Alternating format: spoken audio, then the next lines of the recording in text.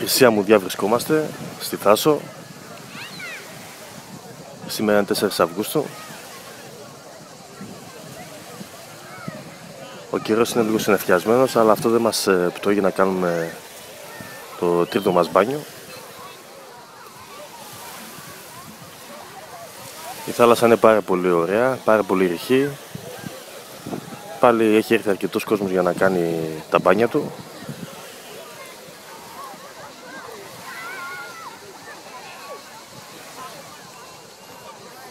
Η άμμος είναι καταπληκτική, είναι ψηλή.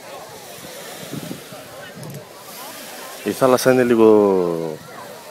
λίγο δροσερή, δεν είναι πάρα πολύ ζεστή, αλλά αυτό δεν μας πτώει για να κάνουμε μπάνιο.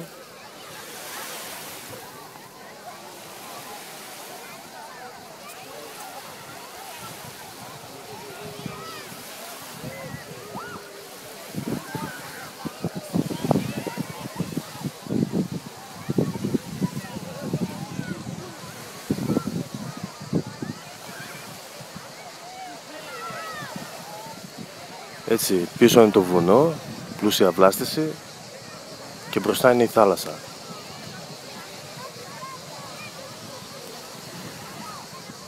Θάσος είναι το τέλειο νησί για διακοπές, οικογενειακές διακοπές, αποκλειστικά για μπάνια.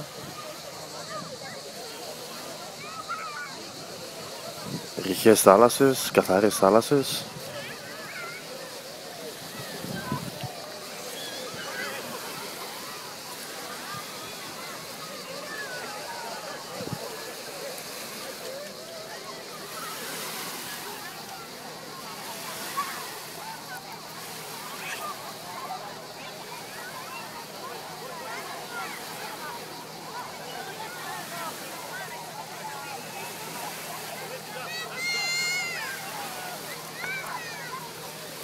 Έρχεται και ένα καραβάκι, όπως βλέπετε.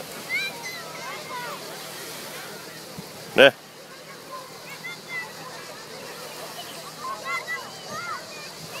Εντάξει, ο καιρός πάντως δεν μας τα λέει και πολύ καλά, γιατί έχει μέρα παραμέρα συννεφιά. Αυτό βέβαια δεν μας σταματάει να μην κάνουμε τα μπάνια μας.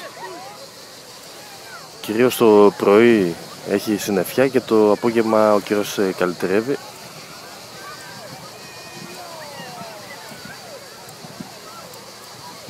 Λοιπόν, εδώ στη Χρυσή Αμμουδιά θα έλεγα ότι εντάξει, έχει καταπληκτικές θάλασσες, βέβαια ζωή δεν έχει. Όσοι δηλαδή θέλετε κάτι πιο έντονο, ή θα πάτε στο ποτό να μείνετε, ή στη σκάλα ποταμιάς.